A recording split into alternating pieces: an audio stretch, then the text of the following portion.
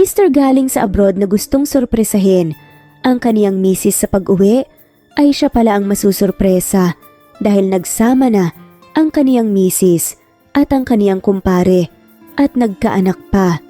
Hello, ako nga po pala si Dominic. Sobrang mahal na mahal ko ang aking asawa.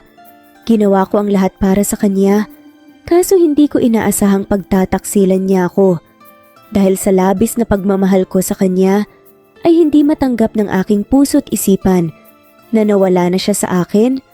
Mabuti na lamang at may nakilala akong babae na magbibigay buhay muli sa aking wasak na puso at magbibigay liwanag sa madilim kong mundo, kung saan na masaya na kaming dalawa. Saka naman eksena ang dating minahal ko na dahilan para muntikan na namang mawasak ang puso ko sa ikalawang pagkakataon. Para maintindihan ninyo ang buong istorya, ito ang buong kwento. Malalaki ang ngiti ni Dominic habang palabas sa airport. Sobrang excited niyang makauwi na sa bahay nila at makita ang pinakakamahal niyang asawa na si Crystal. Sabik na itong yakapin at paghagkan ng walang katapusan. Nanggaling si Donald sa Saudi Arabia, isang OFW. 3 taon na rin ito mula nang nakaalis ito sa Pilipinas, kaya naisipan niyang susurpresahin ang asawa niya sa kaniyang pagka-uwi. Pumara na ng tricycle si Dominic papunta sa kanila. Nagtatambol ang kaniyang puso sa saya.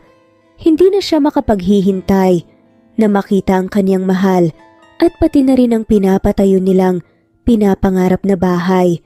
Kaya umuwi na si Dominic para makapagsimula na silang bumuo ng masasayang pamilya.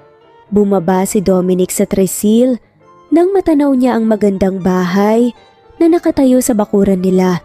Mangiyak-ngiyak si Dominic na tinitingnan ang bunga ng kaniyang paghihirap at pagsasakripisyo sa abroad. Lumapit si Dominic sa bahay. Binuksan ang gate na nanginginig sa saya at kasabikan. Sa wakas, may napuntahan din ang aking sakripisyo at pawis, salita ni Dominic habang nililibot ang paningin sa kabuuan ng bahay.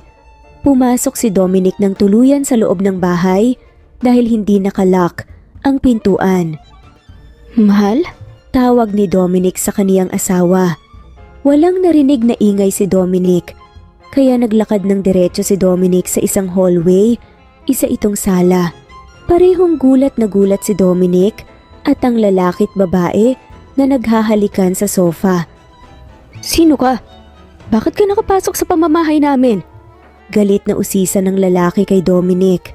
Nagulat si Dominic sa mga taong nasa harapan niya. Hindi niya ito kilala. Baka magnanakaw yan, honey. Wait, tatawag ako ng polis. Kinakabahang ani ng babae, sabay kuha ng kaniyang cellphone at kalikot nito. Nanlumo si Dominic sa kaniyang narinig at sa mga posibleng mangyayari. Teka lang, paanong sa inyo ang bahay na to? Kung ang litrato ng bahay na ito ang palaging pinapadala ng aking asawa sa abroad. At sa akin ang lupang to ah. Katwiran pa nga ni Dominic na nagugulhan na ng sobra. 2 taon na mula nang nabili namin ang lupain na to at katatapos lang din ang bahay namin. Siguro ay pinaglololoko ka ng asawa mo. Segunda ng babae na nakaramdam ng awa kay Dominic. Sino bang asawa mo? Tanong ng lalaki kay Dominic na hindi na niya alam kung ano ang iisipin niya. Si Crystal ba ang asawa mo? Tanong ng babae kay Dominic na ikinatango ni Dominic. Nagkatinginan ang lalaki at babae na may awa para kay Dominic. Sinenyasan ng babae ang katulong na bigyan ng maiinom si Dominic habang pinapaupo nila si Dominic sa sofa para kumalma. Kung ganon, totoo nga ang chismis dito.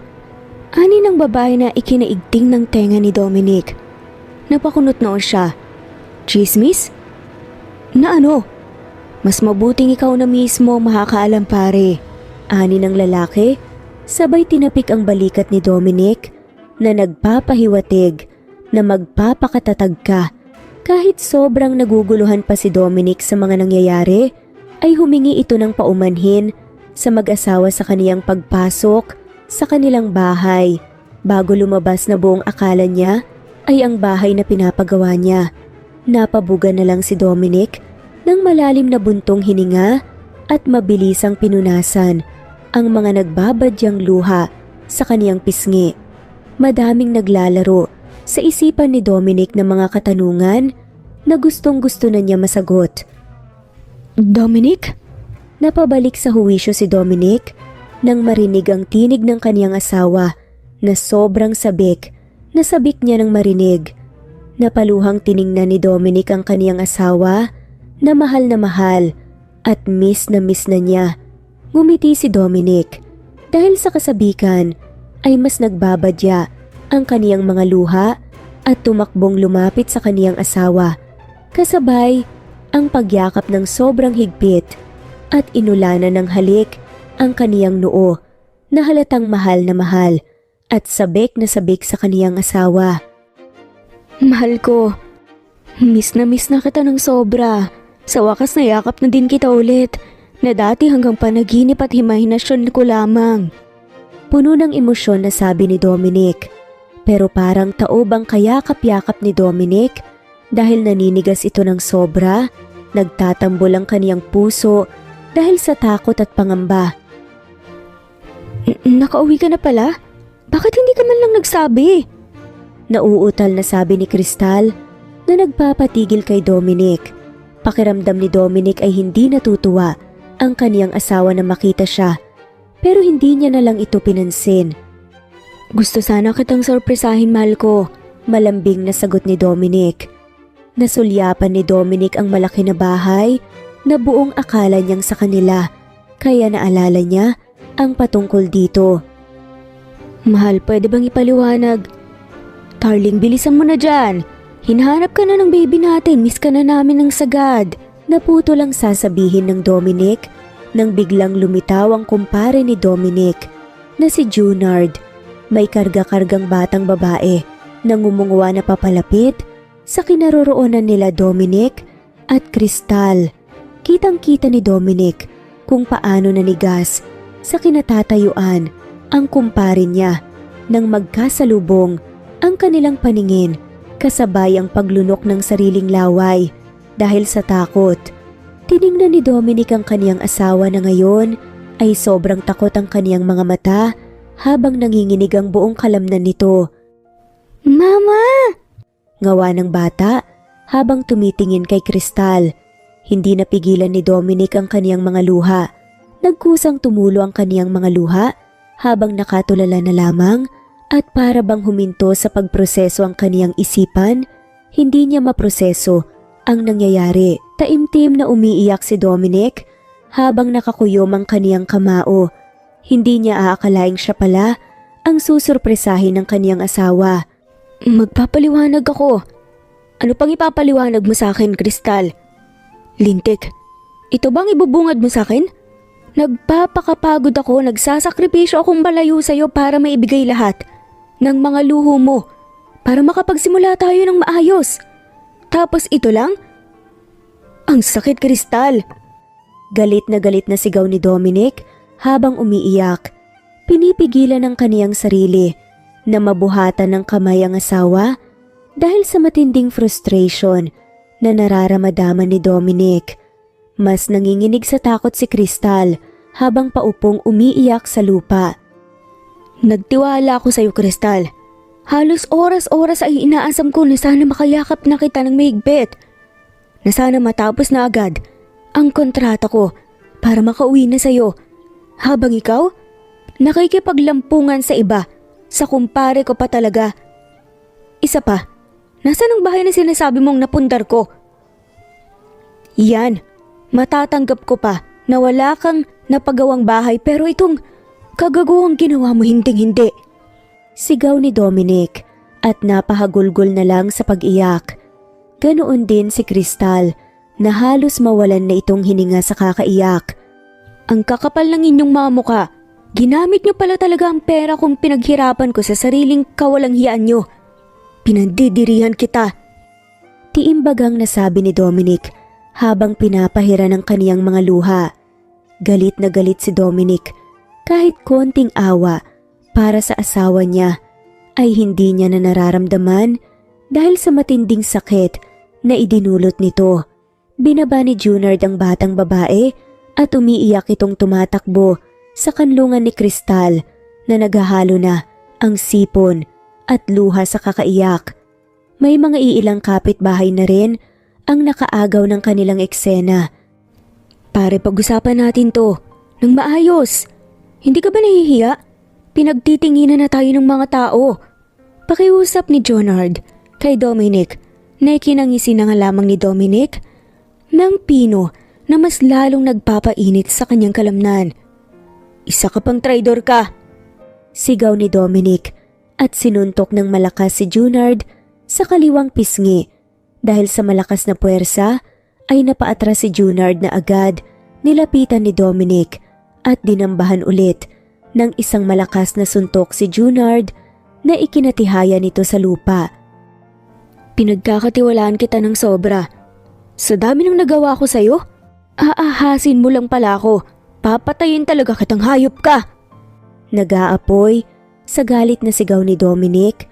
Wala siyang ibang naramdaman kung hindi ay makaganti at mapalabas ang matinding apoy na nagliliyab sa loob ni Dominic. Maawa ka sa amin, mahal. Patawarin mo kami. Maawa ka, please.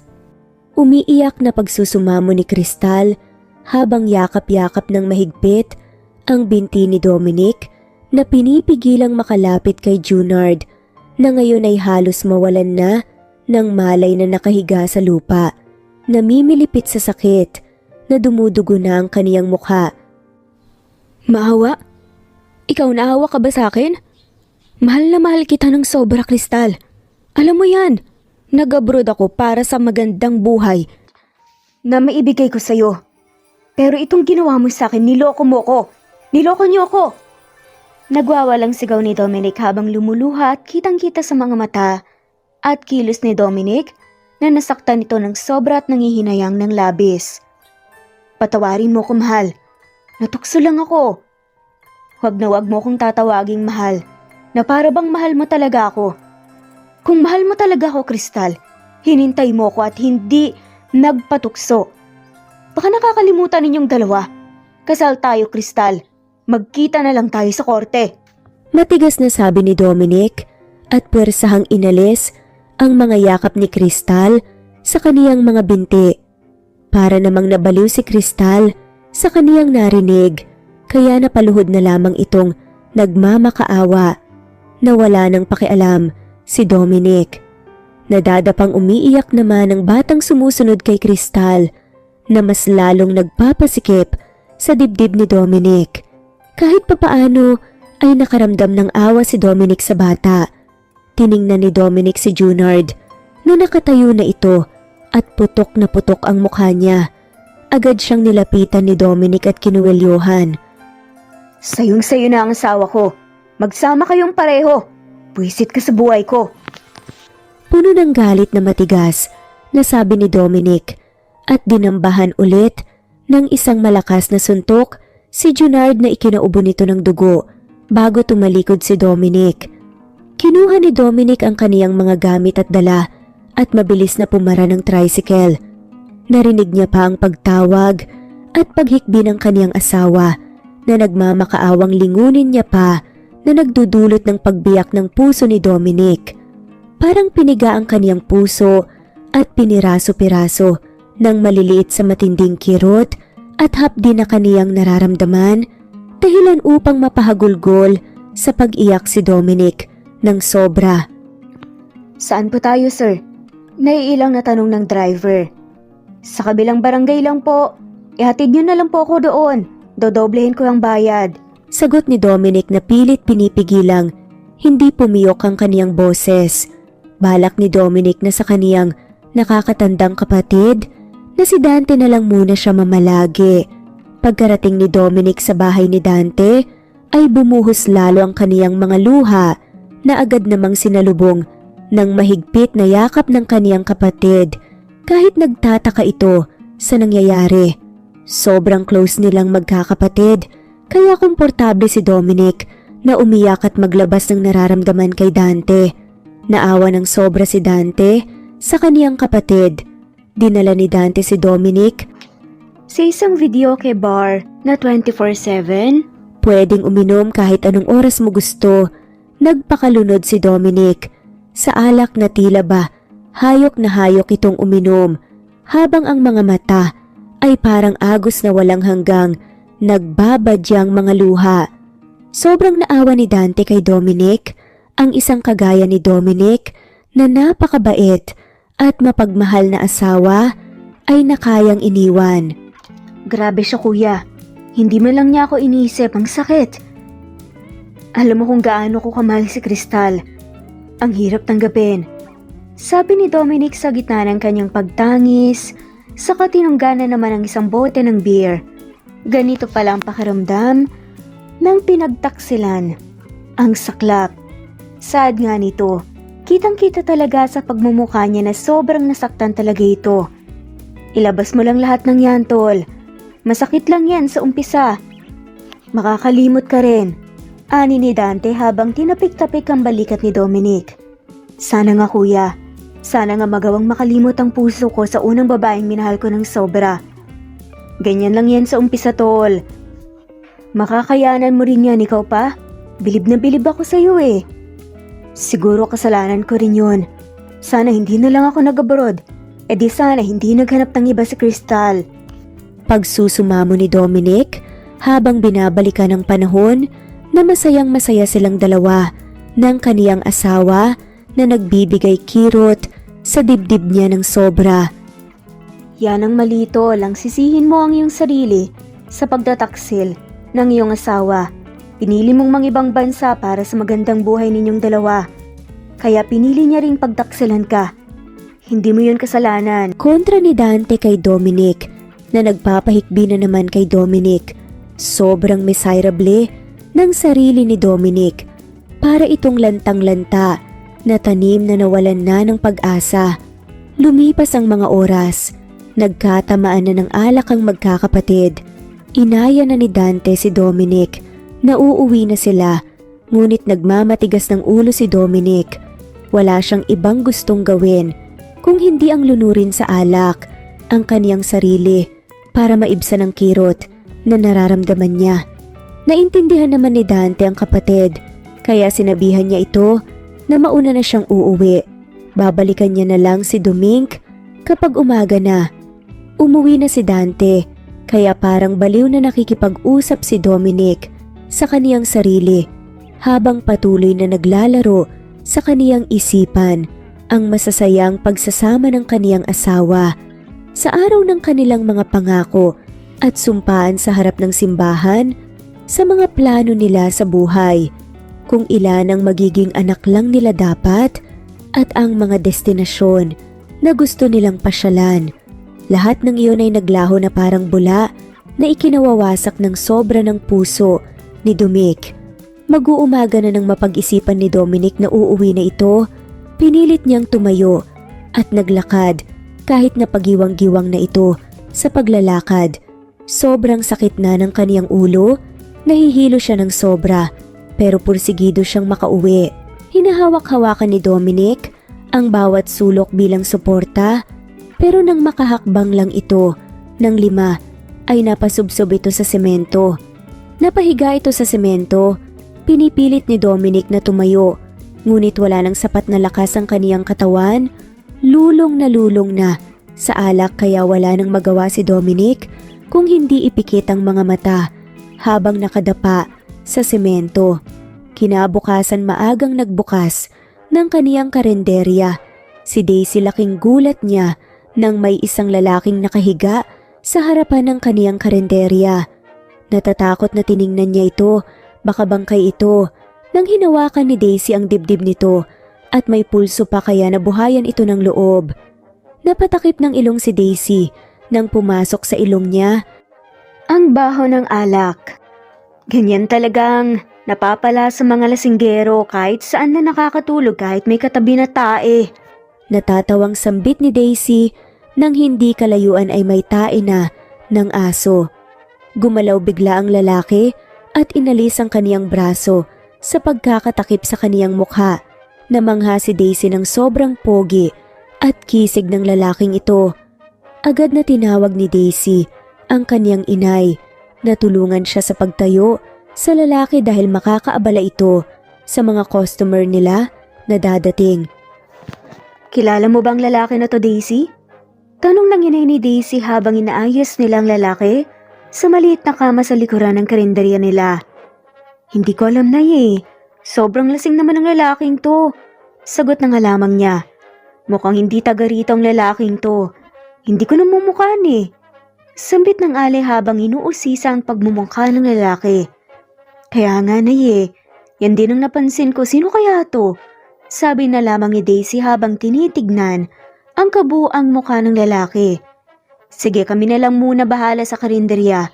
Aasikasuhin mo muna ang iyong bisita," sabi ng ginang na nagpakunot nga ng noo ni Daisy. "Inay naman, hindi ko yan bisita. Ang swerte naman niya kung aasikasuhin ko siya." Protesta ni Daisy.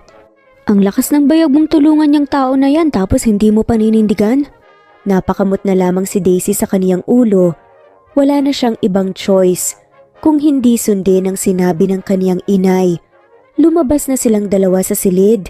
Ang ale pumunta sa kusina habang si Daisy naman ay kumuha ng palanggana na may aligamgam na tubig at isang bimpo. Pagkablik niya sa kinaroroonan ng lalaki ay nagdadalawang isip pa si Daisy na punasan ng lalaki.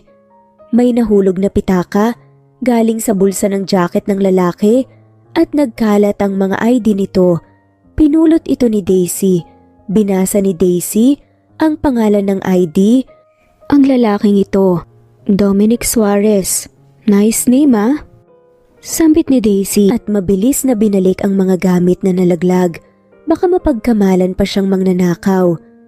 Sa kalagitnaan ng pagpupunas ni Daisy ay nagising ang diwa ni Dominic.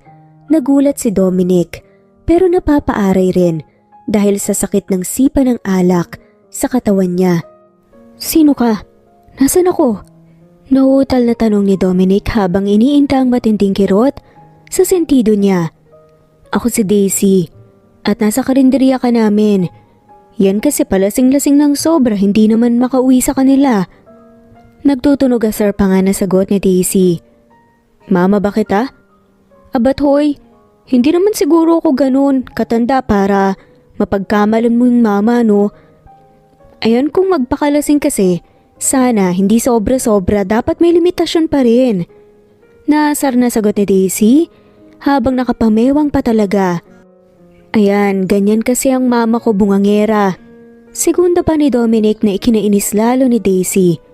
"Ewan ko sa'yo. Sana pinabayaan na lang kitang humiga kasama ang tae ng aso. Bahala ka na nga dyan." Ani ni Daisy sabay talikod dito. "Teka!" Pigil ni Dominic kay Daisy na sinusubukang umupo kaso napapahiga ulit nang maramdaman niya ang matinding pagkirot ng kanyang ulo kaya mariin niyang hinimas-himas ang sentido niya. Dinampot ni Daisy ang vaporin sa gilid at ibinigay ito kay Dominic na agad naman ding kinuha ni Dominic at ginamit. "Salamat ka, mabait ako." Sarkastikong sabi ni Daisy at tumalikod na nga ulit. "Teka lang naman, nasan ba talaga ako?" "Kailangan ko nang umuwi, baka pinaghahanap na ako ng kapatid ko." Sabi ni Dominic habang nakapikit na minamasayang sentido niya. "Nasa Daisy, eatery ka. Lumabas ka riyan para makita mo talaga kung nasan ka." Sagot ni Daisy at tuluyang lumabas sa silid. Napamura sa isipan si Dominic nang nararamdaman niya ang pagkahilo ng sobra, nararamdaman niya ang pagbabaliktad ng kaniyang sikmura, kaya kailangan niya nang makaalis sa silid kung hindi baka madumihan niya pa ito. Biglang bumukas ulit ang pintuan at niluwal doon si Dante. "Hanep tol, kanina ka pa namin hinahanap, nandito ka lang pala. Paano ka ba napadpad dito? Diba sinabihan na kita na huwag kang umalis doon?" Tila paninermo ni Dante sa kanyang kapatid habang inalalayan itong paupo sa kama. "Pasensya na kuya, hindi ko rin alam kung bakit napadpad ako rito. Ilabas mo na ako rito, sobrang sama ng pakiramdam ko Parang binabaliktad ang sikmura ko." Nahihirapang sabi ni Dominic habang hinihimas-himas ang kanyang tiyan na agad namang naintindihan ni Dante, sabay ngumiwi. Walang iya, pigilan mo yan tol, nakakahiya ng sobra kay Daisy. Natatarantang sabi ni Dante at mabilis na inalalayan si Dominic palabas sa silid. Dumaan sila sa likurang bahagi ng karenderya dahil siguradong makakadistorbo lang sila sa customer kung sa harapan pa sila dadaan. Sa kakadali nila sa paglabas ay hindi na sila nakapagpaalam at pagpasalamat kina Daisy. Pagkarating ng magkakapatid sa bahay ay diretsyong banyo agad na hinatid ni Dante si Dominic na agad nilabas lahat ni Dominic ang nasa sikmura niya. Habang sumusuka si Dominic ay naalala niya lahat kung bakit siya nalagay sa sitwasyon iyon. Unang beses pa nagawa ni Dominic ang pag-inom ng sobra. Naglalaro na naman sa isipan ni Dominic ang kaniyang pagkasawi dahilan na mas nararamdaman niya ang pagkislot ng kaniyang puso sa pait. Inalagaan ni Dante ang kaniyang kapatid. Pinagluto ng mainit na sabaw, pinagmamasahe upang mas madaling mahimasmasan si Dominic. Kahit sobrang sama ng pakiramdam ni Dominic, ang pagkirot ng matindi ng kaniyang ulo ay parang baliwala dahil mas nangingibabaw ang kaniyang pusong nasugatan. Lumipas ang 3 araw, sa paglulugmok at paghihinagpis ni Dominic ay unti-unti na ring tinatanggap ito ni Dominic. Iniisip niya lang ang positibong dahilan sa likod ng kaniyang pagkasawi. Iniisip niya na lang na baka hindi talaga sila ni Crystal ang nakatadhana at baka dahilan lang iyon ni Tadhana para pagdugtungin sila kung sino man ang para sa kaniya talaga. Ano tol, kamusta na? Lapit nga ni Dante kay Dominic sa kay Teresa habang nagkakape ito. Kailangan maging okay na talaga kuya. Unti-unti ko na ring tinatanggap at ang mga posibleng kahalagahan nito. May halong pait pa na ani ni Dominic. Mabuti yan tol. Huwag mo lang talagang pagsarhan ng pintuan. Malay mo diba nandito lang pala ang makakatuluyan mo. Pass muna ako dyan kuya. Kagaya sa'yo ganyan din ako noon. Ikalawang babae ko na ang asawa ko ngayon. Hindi rin na swerte sa una eh. Mana ka yata sa akin eh. Ayun na nga kung pinagsarhan ko agad ang pagkakataon wala akong misis na mabait at mapagmahal at mga anak na makukulit. Kwento nga ni Dante kay Dominic upang mas maintindihan niya pa kung ano ang pinupunto ni Dante. Ang aga-aga pa kuya, ganyan ka na. Natatawang sad nito. Wala, gusto lang kitang pagsabihan na hindi lahat ng babae pare-pareho. Kung nabigo ka sa una, hindi rin ibig sabihin mabibigo ka ulit sa ikalawa.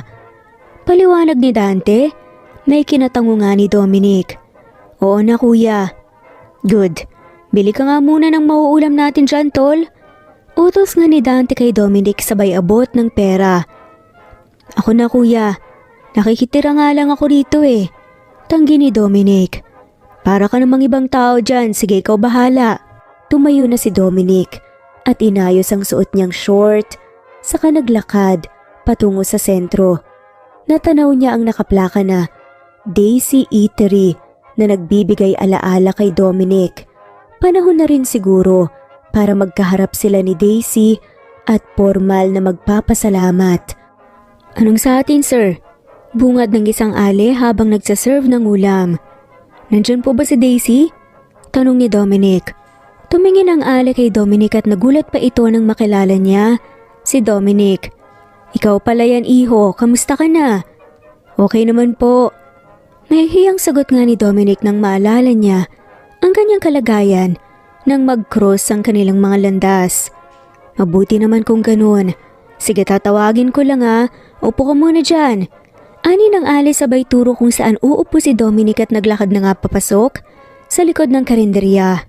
Marami-rami rin ang mga customers ang naririto, kaya medyo busy rin sila. Ilang minuto pa ay lumabas na si Daisy na naka-apron pa at halatang galing sa pagluluto. Oh, ano na naman ang kailangan mong lasinggero? Bungad nga ni Daisy kay Dominic at sabay umupo sa harapan niya ang upuan. Grabe ka naman sa akin. Makapagsabi ng lasinggero, nandito lang ako para formal na magpasalamat sa'yo. Sabi na nga lamang ni Dominic na ikinarolyo nga ng mata ni Daisy. May pagkamalditang attitude rin pala ito. Huwag mo nang pansinin yun. Naawa lang ako sa'yo, baka makipaghalikan ka na sa tayo ng aso. Asar pa nga nasabi ni Daisy na ikinangisi na nga lamang ni Dominic. Talaga? Hindi ko talaga alam ang nangyayari sa akin. Ganyan talaga ang mapapala kapag nasobrahan ng alak. Nawawala sa katinuan. Siguro, kaya maraming salamat talaga sa'yo ha. Nahihiyang sabi pa nga ni Dominic sabay kamot sa batok niya. Walang anuman, sige na may gagawin pa ako. Marami-rami na rin ang mga customers dito. Sagot ni Daisy. Sige, para formal lang ating pagkakakilala, ako nga pala si Dominic. Nailang nga na pagpapakilala ni Dominic kay Daisy, sabay lahad ng kamay. Hello Dominic, I'm Daisy. Pakilala rin ni Daisy, sabay abot sa kamay ni Dominic at nagkamayan sila ng seryoso. Nagpaalam na silang dalawa dahil kailangan nang bumalik sa ginagawa niya si Daisy at hinihintay na rin si Dominic ng kaniyang kapatid sa bibilhin niyang ulam. Bumili ng ulam si Dominic at hindi niya alam kung bakit hindi niya maalis sa isipan ang paglapat ng kanilang kamay kanina ni Daisy at hindi rin maiwasan ni Dominic na mapangiti ang makita ang mukha ni Daisy na nasa maldita mode ito. Sa mga nagdaang araw, palaging bumibili ng ulam si Dominic kina Daisy. Gustong-gusto nila ang paraan ng kanilang pagluluto, kaya sa daming mga karenderya na nakatayo sa lugar nila, sa Daisy's Eatery, talaga sila bumibili. Wala pa rin bang nag-apply niyan? Usisa nga ni Dominic nang makita niyang nakaplaka nga sa harapan ng karenderya ni Daisy na naghahanap sila ng trabahador. Wala pa eh. Sagot naman ng Ali. Ako na lang kaya? Pwede ba ako? Pilyong tanong ni Dominic. Aba oo naman, ano game ka ba? Eksakto rin na naghahanap ako ng pagkakakitaan ngayon. Sige, pwede ka nang magsimula ngayon. Sagot na nga lamang ng Ali na nagpapasaya kay Dominic. Nagsimula na nga si Dominic sa pagtatrabaho sa Daisy's Eatery. Lahat ng mga supplies at mga produkto na dinideliver ay kinakarga ni Dominic at inilagay sa stockroom. Kung wala namang kailangang kargahin, ay tumutulong ito sa kusina. Wow, marunong ka palang magluto? Manghang sabi ni Daisy kay Dominic nang matapos niyang matikman ang niluto ni Dominic. Aba yan kaya ang trabaho ko sa abroad kusinero. Sagot nga ni Dominic. Kung ganon, bakit pakargador ang pinasukan mo kung mas mahusay ka pala pagdating sa kusina?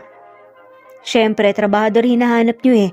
Alam nga naman mag-apply ako na hindi kayo naghahanap ng iba, di ba? Abat may pagkapiloso po ka rin pala.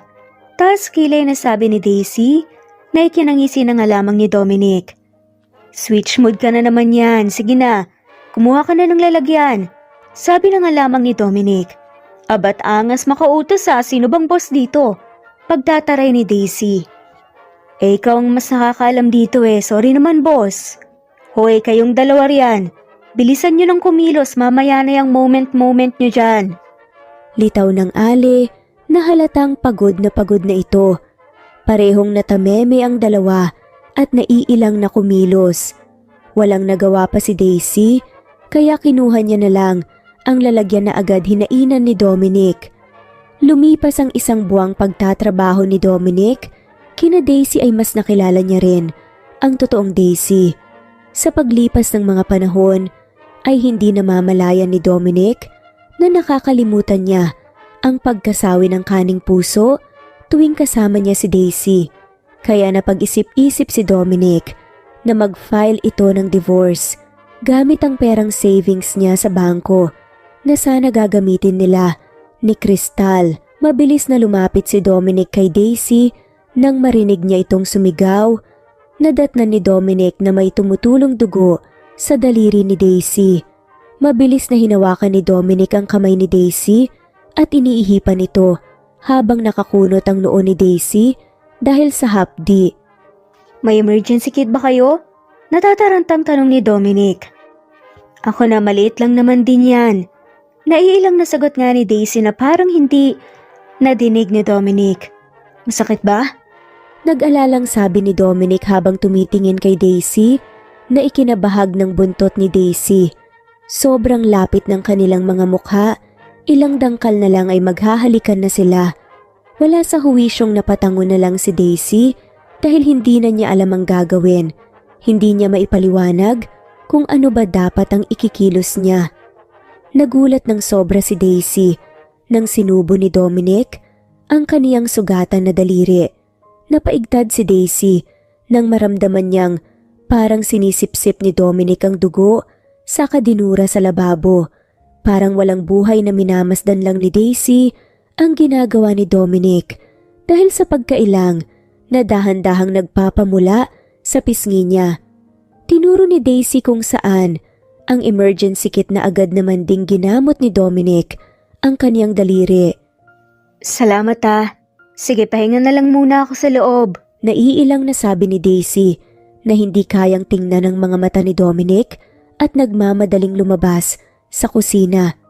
Napapangiti na lamang si Dominic sa kaniyang sarili nang maproseso niya kung ano ang kaniyang nagawa at naging reaksyon ni Daisy. Nag-uuwian na lang ay hindi na nagkita muli ang dalawa. Pagkarating ni Dominic sa bahay ng kaniyang kapatid, ay napansin ni Dante na parang good mood si Dominic. Aba parang iba na yan tol May pangiti-ngiti na habang nag-iisa. Nangasar na lapit nga ni Dante kay Dominic na mas lalong nagpangiti ng wagas sa lalaki. Wala lang, may sahod na kasi ako Palusot pa nga ni Dominic na hindi pinaniwalaan si Dante. Wag ako tol. Alam ko kung anong ngiti yan, ngiting in love. Anong in love? Hindi ang dami mong alam kuya Asus, kita mo na, namumula ang tenga mo. Alam ko na yan tol, kilalang kilala na kita. Asar pa nga ulit ni Dante, may kinailing-iling na nga lamang ni Dominic. Wala talaga siyang lusot kapag si Dante na ang kausap niya. Tumahimik ka na lang kuya, okay? Atin-atin muna to. Surrender na sabi na nga lamang ni Dominic na nagpapalapad ng ngiti ni Dante sabay palo sa balikat ni Dominic. Hanip ka talaga tol. Diskartehan mo na kaagad, baka may makauna pa sa'yo. Basta kuya, ako nang bahala. Stay put ka na lang dyan, okay? Kinabukasan, hinanda ni Dominic ang kaniyang sarili. Naghahalong saya at excitement ang nararamdaman niya. Lalo na at napag-isipan niya na kagabi ang nararamdaman niya para kay Daisy. Ngunit nagtaka si Dominic nang wala si Daisy sa karinderya. Hinintay niya baka malate lang ito, ngunit sumapit na lang ang tanghali ay wala pa ring Daisy na lumitaw. Nag-alala na ng sobra si Dominic, kaya hindi na siya nakaramdam pa ng hiya na magtanong sa Ali. Sinagot siya na masama raw ang pakiramdam ni Daisy. Pagka-uwian nila ay hindi umuwi si Dominic. Nag-alala siya ng sobra kay Daisy. Gusto niya itong makausap. Hindi siya mapapanatag kung hindi nasisilayang okay si Daisy. Bumili si Dominic ng pagkain para kay Daisy na pag-alaman niyang sa likurang silid ng karinderya na malagi si Daisy. Kaya wala nang hiya-hiya pang kumatok si Dominic sa pintuan habang nagdarasal na sana ay pagbuksan siya nito. Nay, hindi ba't sinabi ko na sa inyo kanina na dito na ako magpapalipas ng gabi? Bukas na ako uwi. Narinig ni Dominic ang boses ni Daisy na papalapit sa pintuan at binuksan ang pintuan. Parehong nakatunganga at nagulat ang dalawa. Lalo na si Daisy, hindi niya lubos maisip na ang lalaking kanina pang gumagala sa isipan niya na hindi niya maibubura ay nasa harapan na niya. Hi, good evening. Nakangiting sabi ni Dominic na may halong kabatiya. Ikaw pala, anong ginagawa mo rito? Hindi ba't kanina pa ang uwian ninyo? Mataray na saad ni Daisy na agad diniwasan ng tingin si Dominic.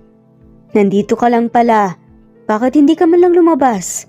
Sabi ng mama mo masama raw pakiramdam mo Bakit parang hindi naman? Lakas pa rin makataray Wala lang, bakit ba?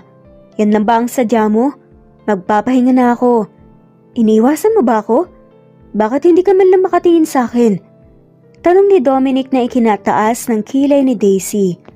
Bakit naman kita iiwasan? Tanong pabalik naman ng babae. Dahil ba to sa nangyari kahapon? Pasensya ka na sa naging kilos ko Natataranta lang talaga ako, sabi ni Dominic na nagpaparemind ulit sa kanilang dalawa. Ang nakakailang na eksena nila sa kusina. Para pala sa'yo. Nahihiyang abot nga ni Dominic kay Daisy ng plastic na may lamang 5 balot at chicharon.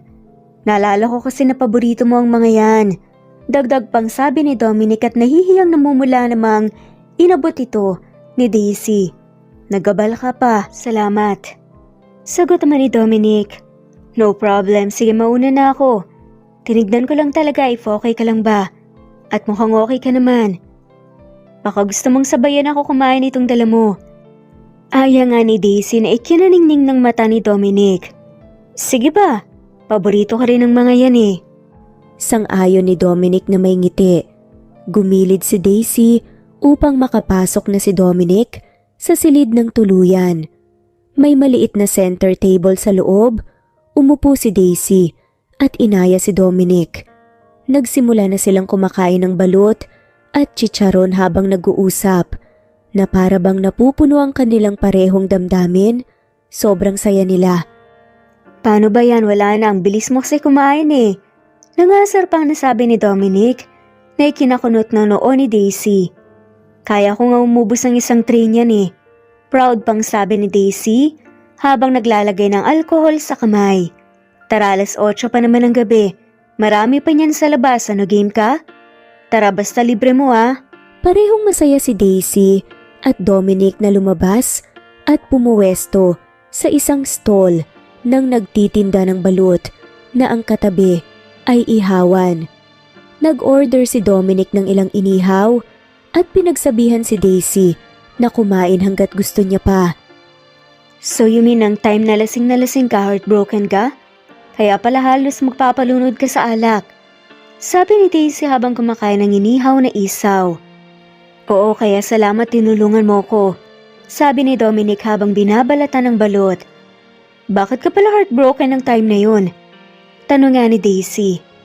Wala, hindi sinwerte sa babae Nagtrabaho nga ako para sa aming dalawa pero nangaliwa pa. Pero okay na, natanggap at nakamove on na rin ako. At worse nga lang, nahuli ko sila sa mismong bahay ko pa. Napailing na nga lamang si Daisy. Ang saklap naman pala niyan. Good to know na nakamove on ka na. Ang hirap kaya niyan. Nasabi na lamang ni Daisy, may kumalat na iilang ketchup sa pisngi niya, kaya agad na pinunasan ito ni Dominic na ikinataob ni Daisy. Sorry. Nautal na sabi na lamang ni Dominic na nahihiya sa ginawa niya. Okay lang. Naiilang na sabi ni Daisy na pilit kinakalma ang kaniyang sarili dahil kanina pa nagtatambol ang kaniyang puso na para bang nakukuryente ito sa pagdampi ng mga daliri ni Dominic sa kaniyang pisngi. Ang sweet niyo namang magjowa, stay strong lang kayo. Sabi nga nila para raw may mahika itong stall ko. Lahat ng nagtatambay rito na magkakasama na uuwi sa kasalan. Eksena ng nagtitinda na Ali na parehong nagpapagulat sa kanilang dalawa na halos luluwa na nga ang kanilang mga eyeballs. Hindi po kami magjowa, Ali. Sada man ni Dominic at Daisy. Uy, sa ngayon hindi pa. Baka pagbalik nyo rito, nagkaamin na kayo ng feelings. Parehong natameme si Daisy at Dominic dahil alam nilang dalawa na may pagtingin na sila sa isa't isa. Hindi na sila nag-iimikan pa at nagkaalingan na. Hanggang sa naglalakad na sila pa uwi, ay parehong tahimik na sila. Pasensya ka na. Sige, ikaw muna. Pareho silang dalawang napangisi. Nang ikalawang beses pa talaga sila nagkasabay na magsalita. Seryoso, salamat dahil pumayag kang gumala tayo. Ito na siguro ang pinakamasayang gabi ko. Mas lalo kong napagtanto. Matiwasay na sabi ni Dominic habang naglalakad silang dalawa. Napagtanto ang alin? Tanong ni Daisy habang sumusulyap kay Dominic. Ang nararamdaman ko. Hindi ko rin alam kung bakit nararamdaman ko to. Maikling panahon pa lamang tayong nagkakilala. Lakas loob na sagot nga ni Dominic na ikinapula ni Daisy ng sobra. Minsan na akong nasaktan at nabigo, pero nung nagkakilala tayo, tinulungan mo akong bumangon at makalimot na kaagad. Dagdag pang sabi ni Dominic sabay tingin kay Daisy na hindi na nga mapakali ang sarili sa halong kaba at kilig. Gusto ko ta, Daisy. Maaring mahalin pa ng lubusan. Hindi ko na palalampasin pa ang gabing ito hanggat hindi ko ito nasasabi sa'yo. Pwede ba kitang ligawan? Pagsusumamo ni Dominic, harap-harapan na ikinaurong ng dila ni Daisy. Sobrang intense ang nararamdaman ni Daisy na hindi niya mahanap ang kaniyang boses. Siguro nabibigla ka pa, take your time. Maghihintay ako. Dagdag pang sabi ni Dominic nang mapansin niyang natulala si Daisy. Hindi mo na kailangan maghintay pa, Dominic. Kaya hindi rin ako makalabas kanina dahil iniiwasan nga talaga kita. Dahil nagkakarera palagi ang puso ko kapag nandyan ka. Nahulog na rin ang loob ko sa'yo. Pag-amin ni Daisy na ikinatubig nga ng mata ni Dominic sa saya. Talaga? So ibig mong sabihin pwede kitang ligawan? Masayang ani pa nga nito. Sabay hinawakan ng kamay ni Daisy. Hindi rin. Umiling nga na sabi ni Daisy. Dahilan para mabura ang saya at excitement na nararamdaman ni Dominic.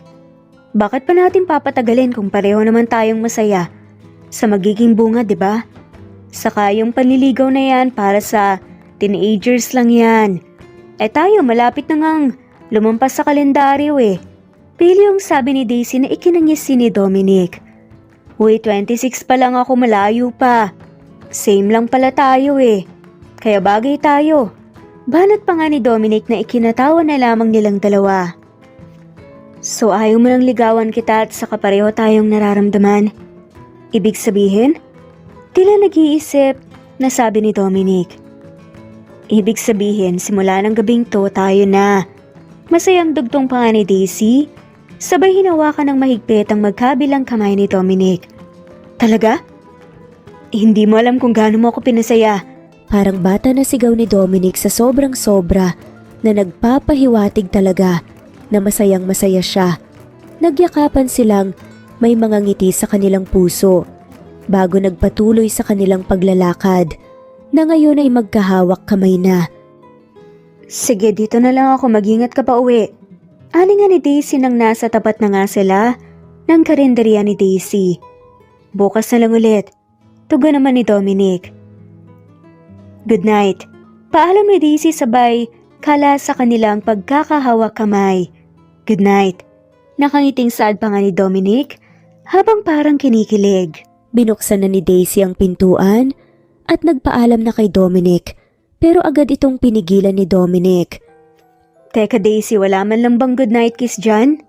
Pilyong sabi ni Dominic sabay turo ng kanyang pisngi. Namumulang, natatawang lumapit si Daisy at hinalikan ng kaliwang pisngi ni Dominic. Kaso biglang lumingon si Dominic sa gawin ni Daisy kaya naglapat ang kanilang mga labi.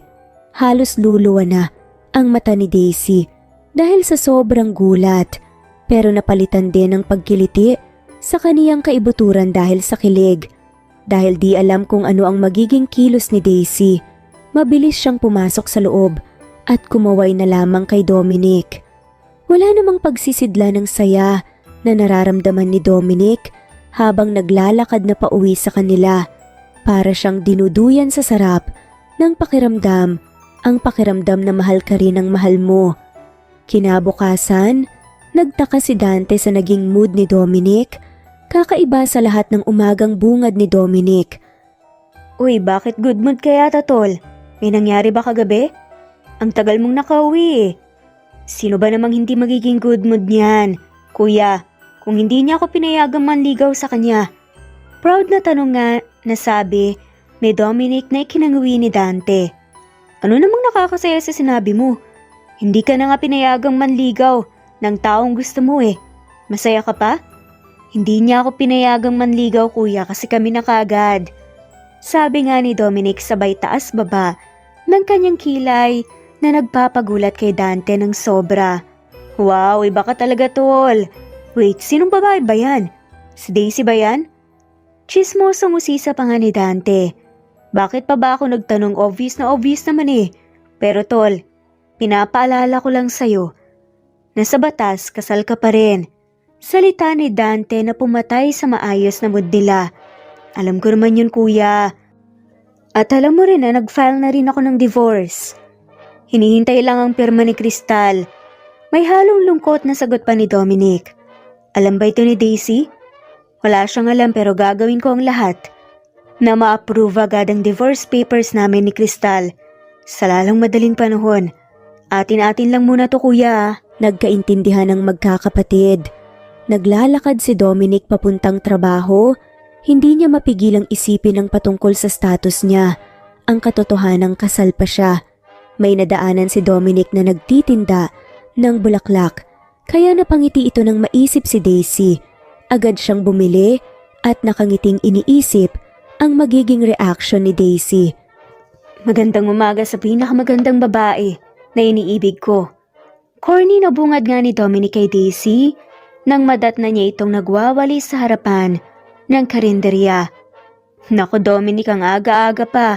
Pero ang lakas mo ng mambola ah. Sabi nga ni Daisy na hindi matago-tago ang pamumula ng kanyang pisngi. Totoo naman talaga eh. Wala bang good morning kiss dyan? Pilyong saad pa nito. Hoy, baka may makakita sa atin na nakakahiya. Saad naman ni Daisy. Sige na nga, utang na muna. Para sa'yo pala. Sabay bigay ni Dominic ng isang pompom ng bulaklak na pulang rosas na agad. Inabot ni Daisy nang nakangiti ng wagas habang inaamoy ang bulaklak. Magkahawak kamay si Dominic at Daisy na pumasok sa loob. Mga iilan pa lamang ang customers nila dahil medyo maaga pa. Nadaanan nila ang inay ni Daisy na agad silang binigyan ng kinikilig na tingin. Tumingin si Dominic kay Daisy, pinaliwanag ni Daisy na sinabi niya ang tungkol sa kanila, sa kaniyang ina, na sobrang boto na boto sa kanilang pagmamahalan. Nagsimula na silang dalawa sa kanilang mga trabaho, inaayos ni Dominic ang mga produkto at si Daisy naman ay nagluluto. Nang matapos na si Dominic, ay dahan-dahan itong lumapit kay Daisy na nakatalikod sa kaniya na agad yumakap sa baywang ni Daisy at isinandal ang ulo sa kaniyang balikat na ikinasinghap ni Daisy. Ang sarap naman sa pakiramdam kung mag-asawa na tayo kapag gigising ka ng umaga. Ikaw na agad ang bumungad sa akin. Malambing na ani ni Dominic na para bang inaamoy-amoy ang leeg ni Daisy na ikinailang ni Daisy dahil nakikiliti siya sa bawat pagdampi ng hininga ni Dominic sa kaniyang leeg. Tumigil ka nga muna, baka may makakita sa atin. Awat nga ni Daisy na hindi na nga makakonsentrate sa pagluluto. E di mainggit sila. Saad naman ni Dominic. Sira ka talaga, may pagkaklingi ka rin pala. Humarap si Daisy kay Dominic at nagkatinginan sila sa mata.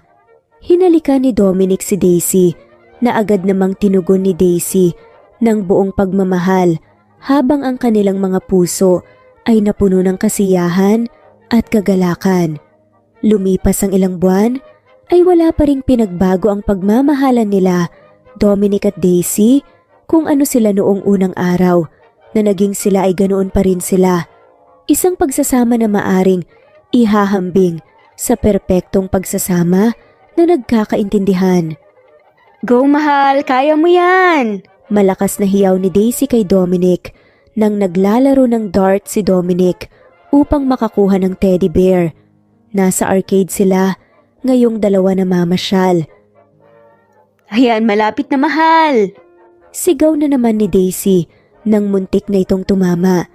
At sa ikalawang tira ni Dominic ay tumama na ito at nakakuha ng malaking kulay rosas na teddy bear. Ang galing naman ng mahal ko. Salamat mahal ah. Masayang sabi ni Daisy nang ibinigay ni Dominic ang teddy bear kay Daisy.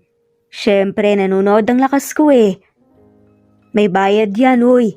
Sagot naman ni Dominic sabay nguso na agad namang dinampian ni Daisy ng halik. Halik ba yun? Hindi ko naramdaman ah. Pag-iinarte pa nga ni Dominic. Huwag ka nga dyan, nasa public tayo. Tara mahal, sakay tayo roon sa Ferris wheel. Masayang saad naman ni Daisy.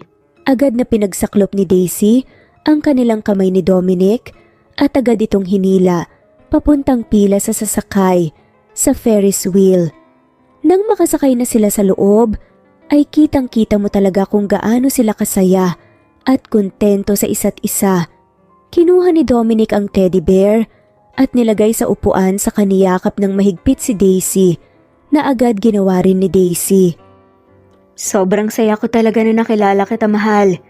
Hindi ko na talaga alam ang mangyayari sa akin kung wala ka.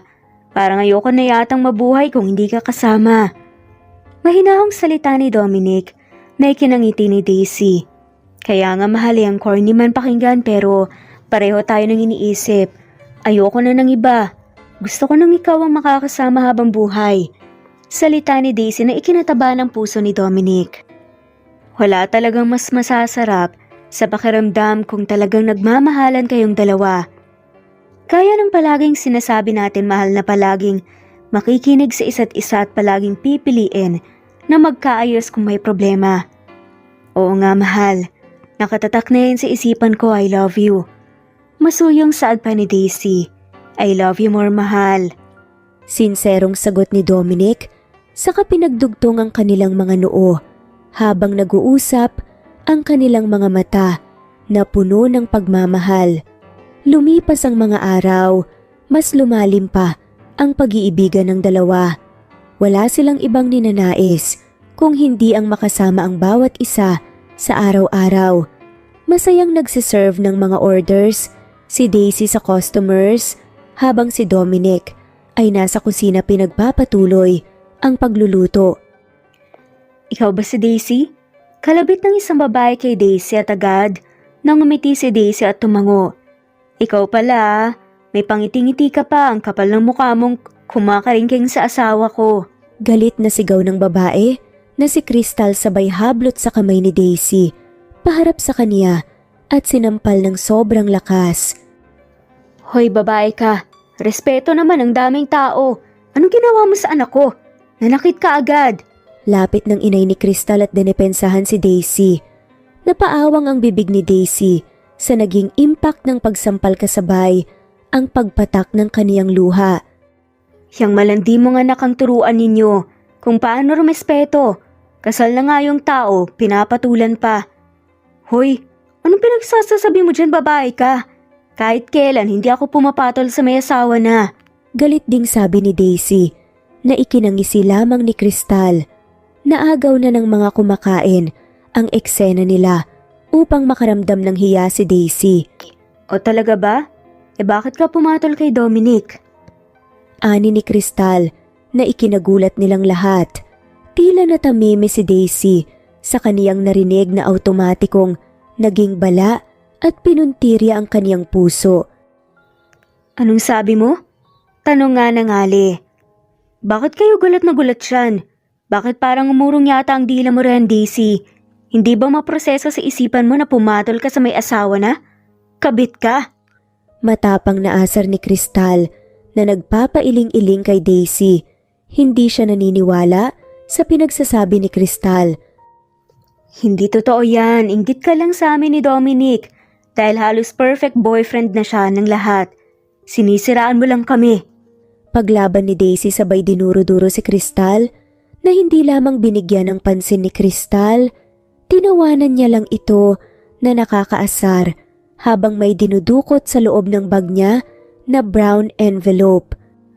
Tignan mo ang marriage contract naming dalawa para matapos na yung kahibangan mo. Nakangising sabi ni Crystal, sabay tapon kay Daisy ang isang envelope. Sinalo ni Daisy ang envelope at nanginginig itong lumuluha. Hinding-hindi niya matatanggap kung totoo man ang pinagsasabi ni Crystal sa kanya. Hindi niya kakayaning isipin na ang kagaya ni Dominic na mahal siya ng sobra ay pinaglolo ko lamang siya. Halos matumba si Daisy nang mabasa at makumpirma niyang totoo ang lahat ng pinagsasabi ni Crystal sa kanya. Mabuti na lamang at inalalayan siya ng kaniyang inay. Walang ibang nararamdaman si Daisy kung hindi ang pagkawasak ng kaniyang puso at ang umaapoy na galit para kay Dominic dahil sa pinagloloko lamang siya. Masayang lumabas si Dominic sa kusina para i-display ang kaniyang niluluto, kaso nang makita niya kung ano ang nangyayari ay muntikan na niyang mabitawan ang kaniyang dinadala. Kabog na kabog ang kaniyang dibdib sa pag-alala sa mga maaring iniisip ni Daisy. Mabilis na nilagay ni Dominic ang kaniyang dinadala at agad na lumapit kay Daisy na nakayuko pa ring tinitingnan ng marriage contract na agad na naintindihan ni Dominic ang nangyayari. Mahal, magpapaliwanag ako please. Pagsusuma mo nga ni Dominic na lumalapit kay Daisy. Hinawakan ni Dominic ang kamay ni Daisy na siniko lamang siya. Paliwanag? Para saan pa, Dominic? Hindi ko inaasahan na sa tagal natin ito pa ang unang pag-aaway natin na mauuwi sa wala na. Pinaglololo ko mo lang pala ako eh. May asawa ka na palang tao. Kinamumuhian kita. Lumayas ka na sa buhay ko. Ayaw na kitang makita pa kailanman. Galit na sigaw nga ni Daisy kay Dominic na tila nag-aapoy ang mga mata sa galit. Napahagulgol na nga lamang sa pag-iyak si Dominic. Please mahal, makinig ka muna sa akin. Hindi ba't palagi nating sinasabi kapag may problema aayusin natin? Ayusin? Para ano? Para lokohin mo na naman? Sobrang mahal kita. Alam mo yan. Pero ang sakit ng sobra. Hindi ko lubos maisip na hahantong tayo sa ganito. Akala ko iba ka sa lahat. Nagsisisi ako nakilala kita. Sana hindi na lang kita nakilala. Humagulgol sa pag-iyak si Daisy na tumatakbo papasok sa loob. Susundan pa sana ito ni Dominic kaso pinigilan siya ng ina ni Daisy. Botong-boto pa ako sa iyo dahil akala ko matino kang lalaki. Nakala ko halagaan mo ang aking anak. Nakakadismaya, Dominic. Lumayas ka na rito. Timbagang sabi pa nang alit ay ginaya nga sila palabas sa restaurant ni Crystal. Pinagkatiwala ko sa iyo ang anak ko, Dominic. Pero ito lang ang igaganti mo sa kanya. Wag na wag ka nang bumalik pa rito. Sigaw ng Ali at tumalikod na. Napasabunot na lamang si Dominic sa kaniyang sarili. Para siyang mabaliw sa kakaisip, lalo na ang kaniyang pusong sumisigaw na nagdudurugo. Tara na mahal. Huwag mo nang pagsiksikan ng sarili sa taong tinalikuran ka na. Lapit nga ni Crystal kay Dominic. May kinaigting ng tenga at nagpapakulo ng sobra sa dugo ni Dominic. Sino ka ba? Nanlilisik na mata, naharap ni Dominic kay Crystal. Pigil na nga siyang sakmalin ang leeg ni Crystal dahil sa namumuong galit. Ang kapal talaga ng mukha mong magpakita at siraan kami. Hinayaan na nga kita sa lalaki mo eh. Kung kailan masaya na ako, saka kaya eksena. Para sabihin ko sa'yo, Crystal, wala na akong pakialam sa'yo. At kung pwedeng wag mong gamitin ang salitang kasal tayo. Oo, kasal tayo. Isang kasalang pinagsisihan ko ng sobra. Na pinakasalan ko ang babaeng katulad mo. Galit na sigaw ni Dominic habang pinagduduro si Crystal. Kahit konting awa o pagtingin wala na nga siyang nararamdaman dito. Huwag kang magsalita ng ganyan, Dominic. Kasal pa rin tayo at wala kang magagawa. Pagpapaintindi ni Crystal, napilit lumalapit pero lumalayo si Dominic. Ano wala? Nag-file na ako ng divorce pero anong ginawa mo? Hindi ka pumirma para ano? Feeling biktima ka? Tignan lang natin, Crystal. Huwag mo kong susubukan, huwag mong isagad ang pasensya ko at ang natitirang respeto ko dahil babae ka. Biglang tumakbo si Crystal at lumuhod na nagmamakaawa kay Dominic na umiiyak ng sobra na mas lalong nagpapainit ng dugo ni Dominic. Wala siyang ibang nararamdaman kay Crystal kung hindi galit. Patawarin mo na ako. Pinagsisihan ko na talaga ang ginawa ko.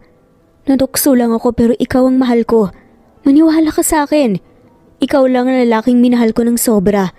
Please, magsimula tayo muli. Babawi ako sa'yo. Pagsusumamo ni Crystal habang umiiyak, pero wala nang pakialam pa si Dominic. Ang gusto lamang ni Dominic ay ang makausap ng masinsinan si Daisy. Gusto niya magpaliwanag upang magkaayos na. Hindi na ako ang taong nakilala mo, Crystal. At pwede ba? Kahit ano pa ang gawin mo, wala na talaga akong pakialam sa'yo. Pirmahan mo na ang divorce paper para wala ng problema. Matigas na sabi ni Dominic at inalis nang persahan ng pagkakahawak ni Crystal sa binti ni Dominic. Wala ka na ba talagang pakialam sa akin? Ganyan na lang ba kadali sa'yo? Nakalimutan ng lahat? Umiiyak na sabi ni Crystal na nagpapangit-ngit sa ngipin ni Dominic sa galit. Galing talaga sa'yo yan ha? Sino pang sumira sa atin? Hindi ba't ikaw? O nasaan ang lalaki mo? Iniwan mo na rin ba? Alam mo mas mabuti sigurong umalis ka na. Huwag mong guluhin ang buhay ko at sirain kami ng pinakamamahal ko. Sige, magmamatigas ka sa kagustuhan mo, ilalaban ko kung anong meron kami ni Daisy. Baka gusto mo nga abot pa tayo sa demandahan. Hindi nga ako nangialam sa pagtataksil ninyo. Pinagsisihan ko na minsan kung minahal ang babaeng katulad mo. Bawat bitaw ng mga salita ni Dominic ay puno ng emosyon at galit na bumaon sa puso ni Crystal na para bang natauhan ito sa kaniyang nagawa. Mabilis na umalis si Dominic at walang pakialam na iniwanan si Crystal na humahagulgol na tinatawag siya. Kailangan muna ni Dominic na ikalma ang kaniyang sarili bago balikan si Daisy at suyuin. Kinabukasan, madaling araw pa lamang ay nasa labas na ng karenderya si Dominic, nag-aabang sa pagbubukas ni Daisy. Nang magbukas ng pintuan si Daisy at makita si Dominic sa labas, ay sinara niya ulit ang pintuan. Nagmamakaawang umiiyak si Dominic na kausapin ni Daisy, ngunit sobrang nasaktan si Daisy sa mga nangyayari kaya nagmamatigas ito. Biglang bumukas ang pintuan at lumabas ang ina ni Daisy at mas pinaskil na papel sa harapan ng karenderya na for rent. Teka, ano po bang ibig sabihin nito? Paparentahan niyo po to? Nagugulhang tanong ni Dominic. Dahil aalis na kami rito. Po? Saan naman kayo pupunta? Sa malayo raw, sa manlolokong tao. Sagot ng alay na ikinadurog ng puso ni Dominic. Please po, tulungan niyo akong makausap si Daisy. Gagawin ko po ang lahat ng mamakawa po ko sa inyo. Nakaluhod na pagsusumamo ni Dominic habang niyayakap ang mga binti ng ale. Maniwala po kayo sa akin. Hindi ko po kayang saktan ng anak niyo. Kahit buhay ko po ibibigay ko sa kanya, ganyan ko po kamahal si Daisy. Dagdag pang sabi ni Dominic na nagpapalambot sa ale. Batid ng ale na mahal nga nilang isa't isa, kaya alam niyang pareho lamang silang nagdurusa. Daisy, mahal ko pakiusap. Makinig ka muna sa akin. Sabihin mo lang kung ano ang gagawin ko para kausapin mo na ako. Humahagulgol na sigaw pa nga ni Dominic na wala nang pakialam kung ano na ang pinagsasasabi sa kanya ng mga tao sa paligid. Dominic, tumigil ka na. Please lang, kalimutan mo na rin ako. Sigaw pabalik ni Daisy mula sa loob pero ramdam ang paghihirap sa kanyang boses. Hindi ako titigil hanggat hindi kita nakakausap, mahal ko. Alam mo, mahal na mahal kita. Alam kong pareho tayong nahihirapan sa sitwasyon. Kaya please, bigyan mo na ako ng pagkakataon na maipaliwanag ko sa'yo ang lahat. Sagot naman ni Dominic. Naririnig ni Dominic ang mga hikbi ni Daisy mula sa loob na mas nagpapasikip ng dibdib niya. Saka na lang, Dominic. Gusto ko munang magpahinga. Mahina nga ni Daisy na ikinalugmok ng sobra ni Dominic habang umiiling. Bakit parang ako yatang nakakaramdam ng sakit? Sige na, mag-usap na muna kayo. Siguraduhin mong hindi namin pagsisisihan ito. Eksena ng ale na naapektuhan na rin sa kanilang dalawa. Para namang nakahinga ng maayos, si Dominic at buong pusong nagpapasalamat. Nang makapasok na sila sa loob, laking gulat ni Dominic at ng ale nang madatnan na parang lantang gulay si Daisy. Nang hihina na ito ng sobra, parang mawawalan na ng ulirat.